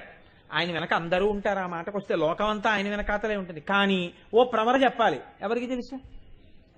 అత్తవారింటికి పంపాలి, ఎవరున్నారు కైలాసంలో? ఆయన వెనకాతల తల్లె, తండ్రి, అక్క, చెల్లెలా, ఆడబడుచా, నీరాజనం ఇవ్వడానికి, హారతి ఇవ్వడానికి, లోపల తీసుకెళ్ళడానికి ఎవరున్నారంటారు. ఇక్కడైతే బోల్డ్ మంది ఉన్నారు. ఇప్పుడు ఈవిడ బలం పైకొస్తోంది, ఆయన బలహీనత పైకొస్తోంది. బలహీనత అంటే అవన్నీ బలాలే, బలహీనతలని మీరు అనుకోకండి. శంకరుడి కన్నా గొప్పవాడెవరు ఉండడు. కానీ అర్థం చేసుకోలేని వాడికి ఏమైపోతుంది, వీళ్ళకి ఏమిటండి ఇలాంటి వాడికి పిల్లనిచ్చేశారంటారు. ఇది ఆయనకి వినపడింది అనుకోండి, పెళ్లి లేదా ఏమీ లేదని ఉత్తరం దులుపుకుని మళ్ళీ గుహలోకి వెళ్ళిపోయి కూర్చుంటాడు. ఇప్పుడు ఇంత ఇబ్బంది ఉంది వైదిక కళ్యాణంలో ఆయనతోటి, ఆవిడ అలాగే చేసుకోమంది. అంటే ఏమిటి ఆవిడ ధైర్యం? ఇంతమంది అర్థం చేసుకోలేకపోయినా అర్థం చేసుకున్న నేనా ఇన్ని కూర్చోబెట్టగలను, ఇది ఆవిడ ధైర్యం. ఆవిడికి ఎక్కడి నుంచి వచ్చింది ఈ ధైర్యం? నేను గౌరీదేవిని ఉపాసన చేస్తానంది. ఎవరా గౌరీదేవి? ఆవిడే. ఆవిడ ఉపాసన చేసి అంత శక్తి పొందింది. అందుకే మంగళసూత్రం కట్టడం అంటే మామూలుగా కట్టకూడదండి. వివాహ క్రతువు ఎందు మంగళసూత్రం కట్టడం అంటే దానికి ఒక పెద్ద మర్యాద ఉంది లోకంలో. ముందు రోజు తడిపి ఆరబెట్టినటువంటి బియ్యాన్ని తీసుకోవాలి. మామూలు బియ్యం పనికిరావు మంగళసూత్రం తేవడానికి. అందులో ఎక్కడ తడి ఉండకూడదు. పళ్ళెంలో ఆ తడిపి ఆరబోసినటువంటి బియ్యాన్ని పోసి దాని నిండా పువ్వులు పరిచి దాని మీద రవికిల బట్ట వేసి దాని మీద మంగళసూత్రం పెట్టి సువాసినులు పట్టుకొస్తుంటారు.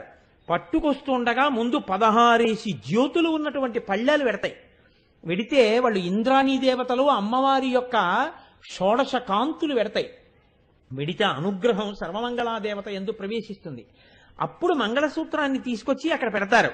పెడితే వెంటనే కట్టడానికి వీల్లేదు. ఆడపిల్ల తండ్రికి ఒక బాధ్యత ఉంటుంది, చాలా పెద్ద బాధ్యత. ఏమిటో తెలుసండి ఆ బాధ్యత? తెర పట్టించడం. తెర పట్టించడానికి ఎంత పెద్ద బాధ్యత ఏముందండి? ఏ ఇద్దరిని పిలిచి పట్టుకోమంటే పట్టుకోరండి అని మీరు అడగచ్చు.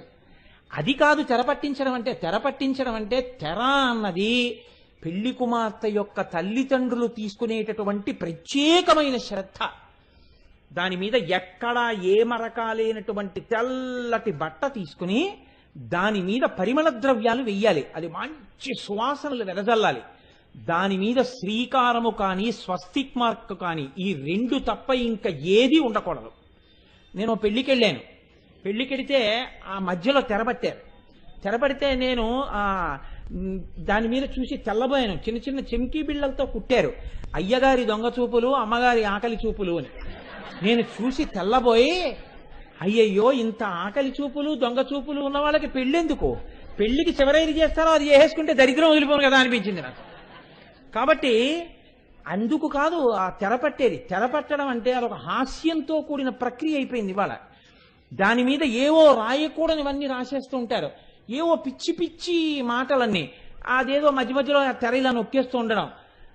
అంతవరకు ఎందుకండి? అసలు ఆ తెర పట్టడం అన్నది ఎంత గొప్పదో తెలిస్తే కన్యాదాత తాను పుట్టినటువంటి సంప్రదాయాన్ని అనుసరించిన వాడై యజ్ఞోపవీతం ఉన్నవాడైతే పైన చొక్కా బనీను విప్పి ఉత్తరీయం వేసుకుని కూర్చోవాలి. ఒళ్ళు కొవ్వి యజ్ఞోపవీతాలు ఉన్న వాళ్లే బనీని ఇప్పట్లేదు, ఉత్తరీయాలు ఇప్పట్లేదు, లాల్చీలు వేసుకుని కన్యాదానాలు చేస్తున్నారు. నేను గర్వపడతాను ఆ విషయంలో. అలా అవసరం లేకపోయినా నా మిత్రుడు రామకృష్ణారావు చొక్కా బనీను లేకుండా ఉత్తరీయం వేసుకుని కన్యాదానం చేశాడు ఇదే దేవాలయంలో. కోటేశ్వరరావు అంటే వంట పట్టినవాడు ఆయన శిష్యుడు.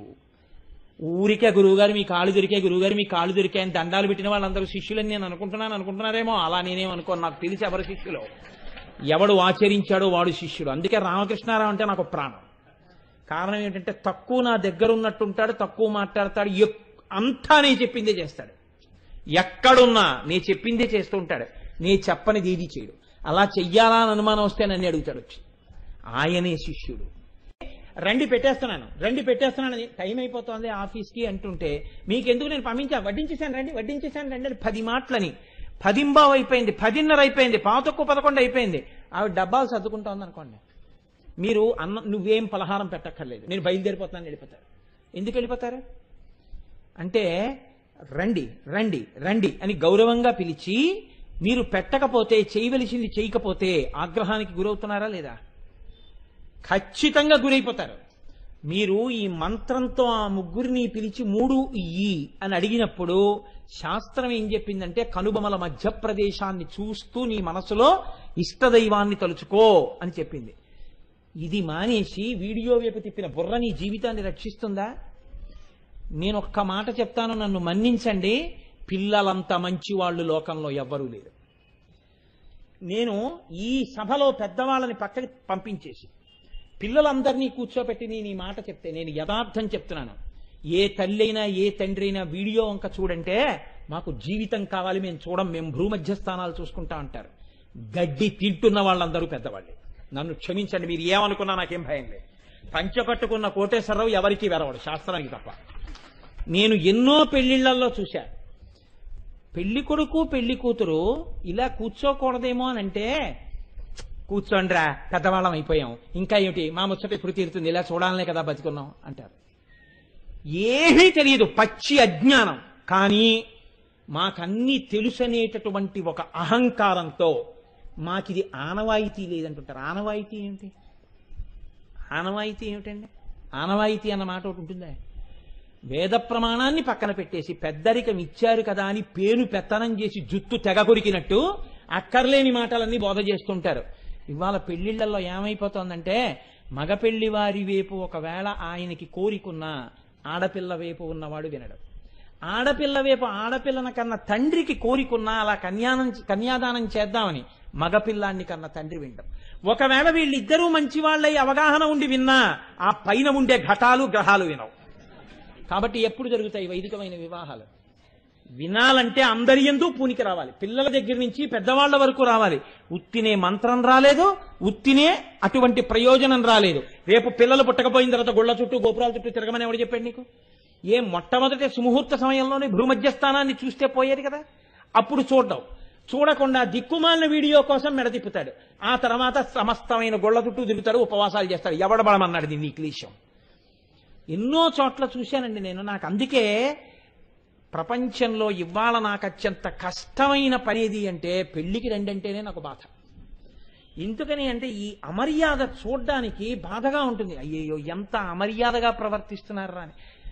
ఆయన అడుగుతాడండి, అదేంటి జీలకర్ర బెల్లం పెట్టేసిన తర్వాత, నేను ఆడపిల్లని చూశానయ్యా, ఇలా భూమధ్య స్థానాన్ని చూశాను, నేను చూసినదే సుముహూర్తమగుగాక, మీరందరి మాట అనండి అని అడుగుతాడు. అందుకే కన్యా నిరీక్షణ ముహూర్తస్సు ముహూర్తోస్తు ఇది గృహంతో అంటాడు. అంటే అయ్యా మీరందరూ అనండి, ఇది సుముహూర్తమైంది అని అనండి అంటాడు. అంటే వీళ్ళు ఏమనాలి? అన్నం తినడానికి పశువులు వచ్చినట్టు రాలేదు పెళ్లికి. పెట్టిన వాడికి నిజాయితీ ఉంటే, వెళ్ళిన వాళ్ళకి ఆ సంస్కారం ఉంటే వీళ్ళు చేతిలో అక్షతలు పట్టుకుని చెప్పులు విప్పి వేదిక మీదకి వెళ్ళాలి. వెళ్ళి వీళ్ళందరూ నోటితో వీళ్ళు మాట అనాలి, కన్యా నిరీక్షణ ముహూర్తస్సు ముహూర్తోస్తో అని.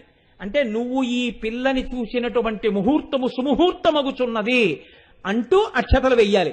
అబ్బే మాకు అదేం గుర్తుండవండి అన్నారు అనుకోండి, కనీసం ఈశ్వర వీళ్ళిద్దరూ కోరుకున్నట్టుగా ఇటు పుట్టినిల్లు, అటు ఆయన ఆయుర్దాయం, ఆ పిల్ల చక్కగా పిల్లల తల్లి, ఇద్దరు సంతోషంగా ఉండేటట్టుగా భగవంతుడా అనుగ్రహించు అని అక్షత వెయ్యాలి.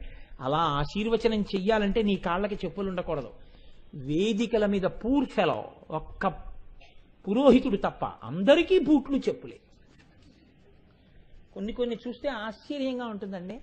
ఆ పిల్ల జీవితం దేని మీద ఆధారపడిందంటే ఆమె సుఖశాంతులు కట్టబోయే మంగళసూత్రం మీద ఆధారపడింది. ఈ తెచ్చినటువంటి జ్యోతుల యందు అమ్మవారి 16 కళలున్నాయి. ఆ దీపాలు వెలుగుతుంటే అందులో ఇంద్రాణీ దేవతలు ఉన్నారు. అందులో ఇంతమంది పతివ్రతలు జ్యోతుల రూపంలో వేదిక మీదకి వచ్చి కూర్చుంటారు, పళ్ళెన్ రూపంలో. ఇంతమంది అక్కడ ఉంటే కొబ్బరి బొండం మీద మంగళసూత్రం పెట్టుంటుంది, మంగళగౌరీ దేవతకి పూజ అవుతుంది షోడశోపచారాలతో. మేము ఆడబడుచులమని, మేము ఇంకొక హోదాలని కుర్చీలేసి కూర్చుంటారు వేదిక మీద. కుర్చీలో కూర్చోలేకపోతే నీకు మోకాళ్ళ నిప్పులైతే కింద కూర్చో. అక్కడ ఇంద్రాణీ దేవతలు 16 కళలు ఉంటే అక్కడ ఇంతమంది మంగళగౌరీ దేవత ఉంటే నువ్వు కుర్చీలో కూర్చుని చెప్పులు ఆడించడానికా? నీ మెళ్ళలోనూ మంగళసూత్రం ఉందే, నువ్వు లేచి కళ్ళకద్దుకుంటున్నావే, అదా నువ్వు వైదికమైనటువంటి వివాహం నందు ప్రవర్తించవలసిన మర్యాద? ఏం తెలుసునని చెప్పులేసికెక్కి కూర్చుంటున్నావు? ఇంకా దారుణం ఇవాల్టి రోజున ఏమైపోయిందంటే, అక్కడ మంగళసూత్రం కడుతుంటే, అక్కడ జీలకర్ర బెల్లం పెడుతుంటే, ఏమీ తెలియనటువంటి పిల్లలు వాడితో కలిసి చదువుకున్న వాళ్ళు సెల్ ఫోన్లతో కెమెరాలు పట్టుకుని రే ఇటు చూడు ఇటు చూడు ఇటు చూడు అని. వాళ్ళ జీవితం అంటది, అది వాళ్ళ జీవితం. వాళ్ళ భద్రతంతా అందులో ఉంది, వాళ్ళ కష్ట సుఖాలన్నీ అందులో ఉన్నాయి, వాళ్ళ సంతోషం అంతా అక్కడ ఉంది. అటు చూడనివ్వరు, వాళ్ళు ఇలాగే ఉంటారు. ఇలా పెట్టి ఫోటోలన్నీ ఇలాగే ఉంటాయి. You must be ashamed for it. నువ్వు సిగ్గుపడాలా ఫోటోలు చూసి, నువ్వు సిగ్గుపడాలా వీడియో చూసుకుని. అందుకానికి మంత్రం, అందుకానికి వివాహం, ఇందుకా సనాతన ధర్మం, ఇందుకా దేవతల్ని నువ్వు ఆహ్వానం చేయడం, ఇందుకా నీకు శుభలేఖ, ఇందుకా నువ్వు పెద్దల్ని పిలిచింది, ఇందుకా నువ్వు అక్షతలేమని అడిగేది. మర్యాద పాటించడం నేర్చుకోవాలి. ఇది పాటించడం నేర్చుకోని నాడు ఈ నామం చెప్పుకోవడం అనవసరం. మంగళసూత్రం తర్వాత కడతాడు. ఇప్పుడు ఇంత జాగ్రత్తగా పళ్ళెంలో బియ్యంలో పెట్టి తెచ్చినటువంటి మంగళసూత్రంలోకి 2 సూత్రములు తీసుకొస్తారు. శతమానాలంటారు. శతమానాలంటే ఇద్దరు 100 ఏళ్లు బతకాలన్న కోరిక. అందుకే శతమానం అన్న పేరెందుకు వచ్చిందంటే 100 నిష్కముల బంగారంతో చేయమని చెప్పారు దాన్ని. 100 నిష్కములు. అక్కడ మళ్ళీ ఏమంటారు తెలుసా అండి, మాకు ఆనవాయితీ ఇంతే మంగళసూత్రం. ఎందుకంటే ఇంకో రవ్వ డబ్బు ఖర్చు పెట్టాల్సి వస్తుందేమో అని బెంగ. పైగా మేము కట్నం తీసుకోవట్లేదండి. కట్నం తీసుకోవడం ఏమిటి? ఇన్ని ఉద్ధరించడానికి ఆడపిల్లని ఇస్తున్నాం ధర్మపత్నిగా. కట్నం ఏమిటి అసలు? ఆ మాట ఎక్కడుంది? నీకేమైనా బహుమానం చెయ్యాలనుకుంటే మామగారికి తెలిసి ఏం చెయ్యాలో చేస్తాడు. నువ్వు గొప్ప అనుకుంటున్నావా ఆ మాట చెప్పుకోవడం? ఒక్క నాటికి కాదు, అది కితాబు కాదు. అసలు ఆ మాటే రాకూడదు నోటి వెంట. నీ వంశాన్ని ఉద్ధరించడానికి ఆడపిల్ల నీ ఇంటికి వస్తోంది, పొంగిపోవాలి నువ్వు. రామాయణం పొంగిపోయింది ఆ మాటకి. కనుక చూడండి, వైదికమైనటువంటి దోషాల్ని సవరించుకోకపోతే మనం ఇవాళ చేస్తున్నవి, ఈ నామానికి అర్థం చెప్పుకుని మనం పొందే ప్రయోజనం ఏముంటుంది మీరు ఆలోచించండి. నేను కఠినంగా మాట్లాడాలని మీరు అనుకోకండి. నేను ఎవరినీ కఠినంగా మాట్లాడటలేదు. అజ్ఞానము మన్నింపబడుతుంది, అహంకారము మాత్రము మన్నింపబడదు. కాబట్టి ఇప్పుడు ఈ మంగళసూత్రాల్ని 2 శతమానాలతో చేస్తారు. ఎందుకు చేస్తారో తెలుసా అండి? ఒక్కటే కారణం. ఇప్పుడు ఈ స్థితిలో ఈయన ఒక్క వంశాన్నే ఉద్ధరిస్తాడు, ఇటువైపు వంశాన్నే, పుట్టిన వైపే. ఆ పిల్ల ఇటువైపు నుంచి అటువైపుకు వెళ్ళిపోతుంది. ఈయన ఇలా కట్టేయగానే ఆ పిల్ల వెళ్ళిపోతుంది ఆయనతో. ఆ పిల్ల అలా వెళ్ళిపోతే ఇంకా ఇటువైపు వారిని ఆ పిల్ల ఉద్ధరించలేదని మీరు అనుకుంటున్నారా? అలా వెళ్ళిపోవడంలోనే ఉద్ధరించేస్తుంది. అది మంగళసూత్రం యొక్క గొప్పతనం. ఇక్కడ పుట్టి, ఇక్కడ పెరిగి, ఇక్కడ అన్నదమ్ములతో అక్క చెల్లెళ్లతో సుఖ సంతోషాలతో ఆడుకుని పెరిగినటువంటి పెద్ద పిల్ల, ఏమీ తెలియకుండా అమ్మ అమ్మ అమ్మ అంటూ అమ్మ వెంట తిరిగిన ఆడపిల్ల, నాన్నగారండి నాన్నగారండి నాన్నగారండి అంటూ నాన్నగారి దగ్గర గారాబాలు ఒలకపోసిన ఆడపిల్ల, ముక్కు మొహం తెలియనటువంటి వాడు 3 ముళ్ళు వేస్తే వాడి చిటికిన వేలు పట్టుకుని వెళ్ళిపోతోంది. ఏడవచ్చా అని అడిగింది శాస్త్రం. ఏడిస్తే అది అశుభం, ఏడవద్దని చెప్పింది. అలా ఆడపిల్ల వెళ్ళడం సనాతన ధర్మానికి పట్టుకోమరా. దానివల్ల నెలకి 3 వానల్లో 1 వాన ఆడదాని వల్ల కురుస్తోందండి. అలా వెళ్ళింది కాబట్టే ఈ జాతి బతికింది, ఈ జాతికి గౌరవం వచ్చింది. లేకపోతే గౌరవం ఎక్కడుంది? కాబట్టి ఇప్పుడు ఆ పిల్ల ఆయన్ని నమ్మి ఇతడితోడి జీవితము నా జీవితం అని వెళ్ళిపోతోంది. ఇలా వెళ్ళిపోవడానికే దీనికి ఒక పెద్ద ఇది చెప్పారు వేదంలో. దీనికి సంబంధించి ఒక గొప్ప మాట చెప్పారు మంగళసూత్రానికి. యథా వివాహే స్త్రియా కంఠే మంగళసూత్రం లింగం తద్వత్ అన్నారు. అంటే లింగం అంటే గుర్తు. ఆమె మెడలో మంగళసూత్రము దేనికి గుర్తు? 2 శతమానాలతో ఉంది. నేను ఈ ఇంటి నుంచి ఆ ఇంటికి వెళ్ళినా నేను అక్కడ బాగా ప్రవర్తించి మిమ్మల్ని కూడా నేను ఉద్ధరిస్తాను. అక్కడ నేను ధర్మంతో ఉంటే ఇక్కడ మీరు ఐశ్వర్యంతో ఉంటారు నాన్నగారు, బెంగ పెట్టుకోకుండా అక్కడికి వెడుతోంది. అక్కడ ధర్మాచరణంతో ఈ ఇంటి పేరు వదిలిపెట్టి ఆ ఇంటి పేరు పుచ్చుకుని, ఈ వంశాన్ని వదిలిపెట్టి ఆ వంశాన్ని పుచ్చుకుని, ఇక్కడ వారిని వదిలి అక్కడ వారి చెయ్యి పట్టుకుని వారిని ఉద్ధరిస్తోంది. ఉద్ధరించి 2 వంశాల్ని ఉద్ధరిస్తోంది. ఉద్ధరించగలిగినటువంటి చాలా గొప్ప హృదయం ఉన్న ఆవిడ ఈయన్ని అనువర్తించి వెళ్ళిపోవడం సనాతన ధర్మం యొక్క గొప్పతనం. ఈ స్థితి లేకపోతే లోకం లేదని నువ్వు గుర్తించడానికే ఆడదాని మెడలో 2 శతమానాలతో మంగళసూత్రాలని గుర్తుపెట్టుకో అంది వేదం. ఎంత స్తోత్రం చేసిందో చూడండి ఆడదాన్ని. కాబట్టి ఆ మంగళసూత్రానికి 3 ముళ్ళు వేస్తే ఒక్కొక్క ముడికి కుంకం పెడతాడు. అందుకే తాను పుట్టినదాదిగా ఎప్పుడు ఎన్నడూ ఎవ్వరతో అననటువంటి మాట మగవాడు ఆడదాంతో అంటాడు. మాంగళ్యం తంతునా నేనా మమ జీవన హేతున కంఠే బధ్నామి శుభగే తం జీవ శరదాం శతం. ఇక నుంచి ఏమిటి గుర్తో తెలుసా? నేనెక్కడో ఉండొచ్చు, కానీ నేను ఉన్నానా లేదా అన్నది అనుమానింపబడచ్చు ఒకానొకనాడు అసలు. కానీ నేను ఎక్కడ ఉన్నా కూడా నా భార్య వంక చూస్తే తెలిసిపోతుంది ఆయన ఉన్నారు. ఆయన ఉన్నారని ఎలా తెలుస్తుంది? నీ మెడలో ఉన్న పసుపు తాడే నేనున్నాననడానికి గుర్తు. ఇప్పుడు చెప్పండి, అది కేవల పసుపు తాడా? కాదు. ఒక వ్యక్తి ఉన్నాడు అనడానికి గుర్తు ఆ మంగళసూత్రం. కాబట్టి నేనున్నాను అని నమ్మడానికి ఇది హేతు అవుతోంది. నేను ఉండడం అన్నది దేని మీద ఆధారపడిందో తెలుసా? నక్షత్రాన్ని బట్టి గండం వస్తుంది. నా గండం దేని వల్ల తొలగుతుందో తెలుసా? నీవు అందులో ఉన్న సర్వమంగళా దేవతని నమ్మి నమస్కరిస్తే నా గండం పోయి నేను నీ మెడలో మంగళసూత్ర రూపంలో బతికుంటాను. నువ్వు 100 ఏళ్లు బతుకు అంటాడు. 100 ఏళ్లు బతికి సర్వమంగళాదేవతని ఆ గౌరీదేవికి రోజు నమస్కారం చెయ్యి. అందుకే భర్త పక్కనున్న మొదటి నమస్కారం మంగళసూత్రానికి. ఆవిడ అనుగ్రహంతో ఆ భర్త అలా కనపడుతూనే ఉంటాడు. కాబట్టి ఇంత గొప్ప శక్తి దేని ఎందున్నది? మంగళసూత్రమునందున్నది. మీరు వివాహ కాండని జాగ్రత్తగా పరిశీలనం చేయండి. సప్తపది ఉంది. అప్పటికి 7 అడుగులు నడుస్తారు. ఆ తర్వాత 7 అడుగులు నడిచినట్టు ఏమైనా గుర్తుంటుందా? ఏముండదు. పాణిగ్రహణం చేస్తాడు, ఏమైనా గుర్తుంటుందా? ఏముండదు. ఆయన చెయ్యి ఈవిడ చెయ్యి ఆయన పట్టుకుని వదిలిపెట్టేస్తారు కాసేపటికి. యోక్త్రబంధనం చేస్తాడు, మొల చుట్టూ దర్భలతో పేనిన తాడు కడతాడు, ఉంటుందా? వదిలిపెట్టేస్తారు. గృహప్రవేశం చేసే ముందు ఆ పవిట కొంగులో మూట కట్టి పంపిస్తారు, ఉంటుందా? తర్వాత విప్పేస్తారు. ఈమెకి వివాహంలో చేసినటువంటి అంగములు ఏ ఉన్నాయో అవన్నీ అప్పుడు జరిగి ఆ తర్వాత అయిపోతుంటాయి. పాణిగ్రహణం అప్పుడైంది, అయిపోయింది ఆ తర్వాత. కానీ ఒక్కటి మాత్రం వివాహంలో అయిపోయిందని జ్ఞాపకం పెట్టుకుని ఇక జీవితంలో తీయనిదంటూ ఉంటే మంగళసూత్రం ఒక్కటే. కాబట్టి ఇప్పుడు వివాహము యొక్క మొత్తం సారాంశం దేంట్లోకి వచ్చి నిలబడిపోయింది? మంగళసూత్రంలో నిలబడిపోయింది.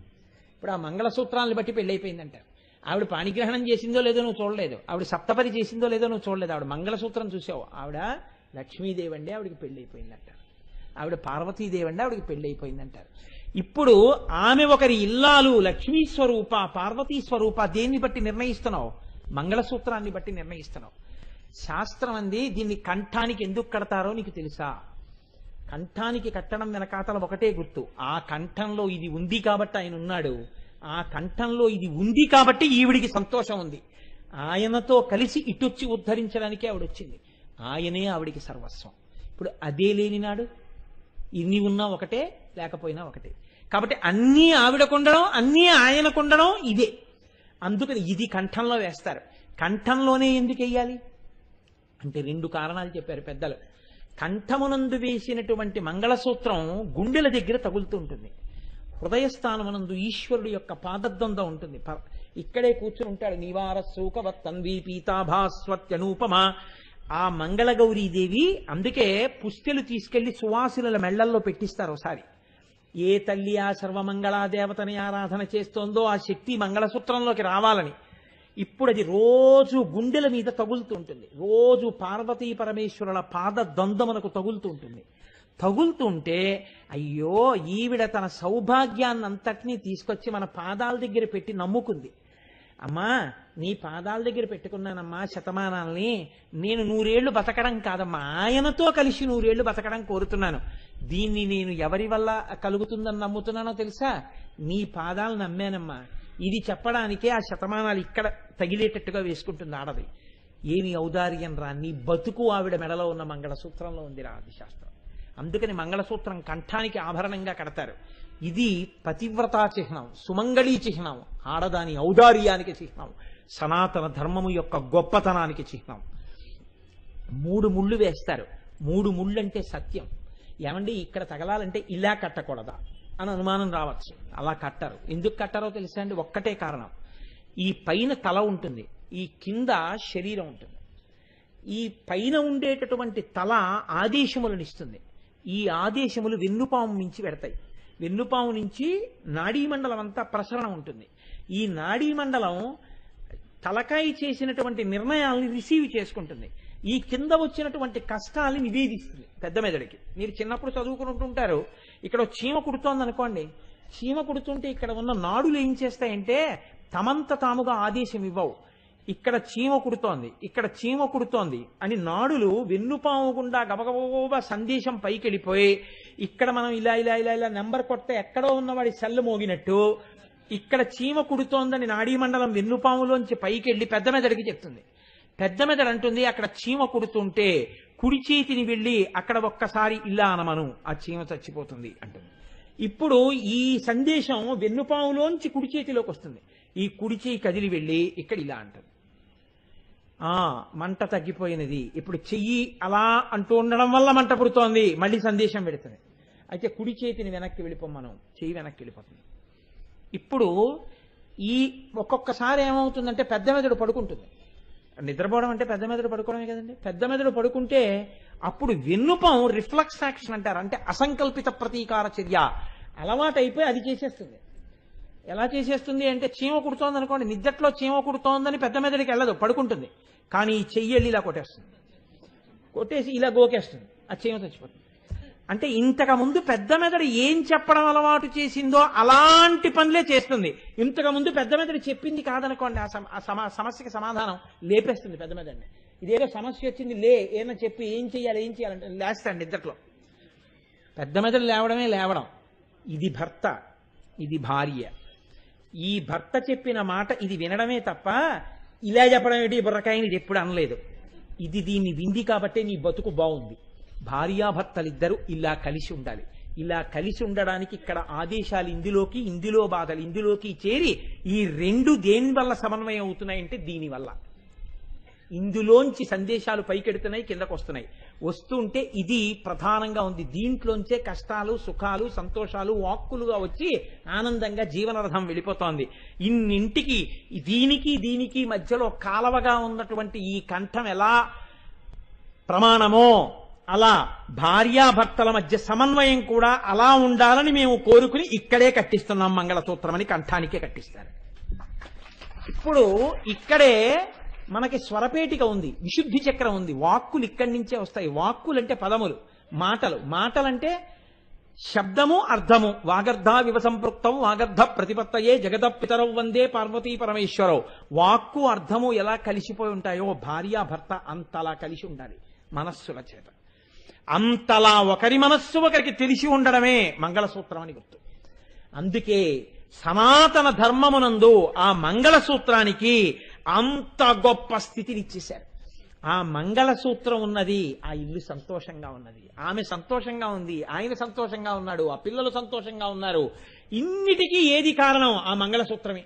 దాన్ని కేవలం పసుపుతాడంటావేమో అనవద్దు. దానికి ఇంకా అమ్మవారి అనుగ్రహం కలగాలి. తాళిబుట్టను తాటాకు తీసుకొచ్చి కట్టాలి. కట్టించేటప్పుడు అసలు యథార్థమునకైతే ఏమిటో తెలుసా అండి, పసుపు తాడే ప్రశస్తము అంది శాస్త్రం. ఎందుకంటే అస్తమానం కాస్త పసుపు తీసుకుని ఇలా రాసేసుకుంటారు. ఎప్పుడూ మంగళప్రదం అయిపోతుంటుంది ఆ పసుపు చేత. వేరొక లోహంతో చేసిన దానికి అలా పసుపు రాయడం కుదరదు. శతమానానికి పసుపు పెట్టవలసి ఉంటుంది అంతే. కాబట్టి ఆ పసుపు తాడుకి, ఆ పసుపుతనానికి, ఆ మంగళసూత్రానికి అంత గొప్ప స్థితినిచ్చారు. ఈ సూత్రము ఒక్క వ్యక్తికి కాదు, ఈ సూత్రములన్నీ కలిసి జగత్తుకే మంగళసూత్రమయ్యాయి. అందరి మంగళములు, అందరి మనశ్శాంతులు, అందరి సుఖ సంతోషములు అందులో ఉన్నాయి. ఇంతమంది సుఖ సంతోషాలకి హేతువైనటువంటి మంగళసూత్రాలన్నీ పదిలంగా ఉండడం అమ్మవారి చేతిలో ఉంది. అమ్మవారి చేతిలో అంత సంతోషంగా ఉండడానికి కారణం ఆయన తన వశంలో ఉండడంలో ఉంది. వశంలో ఉండడం అంటే ఆయన ప్రసన్నుడై పక్కన కూర్చోవడంలో ఉంది. ఆయన చేత తను కట్టించుకున్న మంగళసూత్రంలో అమ్మవారికి ఆ సంతోషం ఉంది. ఆ మంగళసూత్రం గురించి విన్న వాళ్ళకి వాళ్ళ మంగళసూత్రాలు 10 కాలాలు నిలబడ్డంలో ఉంది. ఇది ఆ మంగళసూత్రం యొక్క గొప్పతనం. ఇప్పుడు ఆ మంగళసూత్రం గురించి వింటే అన్ని సంతోషాలు కలుగుతాయి, అన్ని సుఖాలు కలుగుతాయి, అన్ని శాంతులు కలుగుతాయి, అన్ని తప్పులు దిద్దబడతాయి. కాబట్టి కామేశబద్ధ మంగళ్య సూత్ర శోభిత కంధరా, దీనివల్ల అన్యోన్యత కలుగుతుంది. ఎంత అన్యోన్యత కలుగుతుంది అంటే శంకర భగవత్పాదులు అంటారు సౌందర్యలహరిలో, ఆయన ఒక చమత్కారంతో కూడినటువంటి శ్లోకం ఒకటి చేశారు. భుజాశ్లేషాన్ నిత్యం పురదమయితు కంటకవతి తవాగ్రీవాధత్తే ముఖ కమల నాళశ్రియమియం స్వతశ్వేతాకాలాగరు బహుళ జంబాలమలిన మృణాలీలాలిత్యం వహతి యదధో హారలతిక అన్నారు. అమ్మా, ఈ మంగళసూత్రం ఇక్కడ కట్టించుకున్నావు కదా, ఇక్కడ మంగళసూత్రం కట్టించుకోవడం వల్ల నువ్వు ఏ స్థితిని పొందావో తెలుసా అంటే, నీ ముఖం పద్మమైంది, నీ కంఠం పద్మనాళమైంది అన్నాడు. ఏమిటి శంకర, చాలా చమత్కారంగా చెప్పావు, బాగుంది, ఏమిటి మళ్ళీ చెప్పు. నీ ముఖం పద్మమైందమ్మా.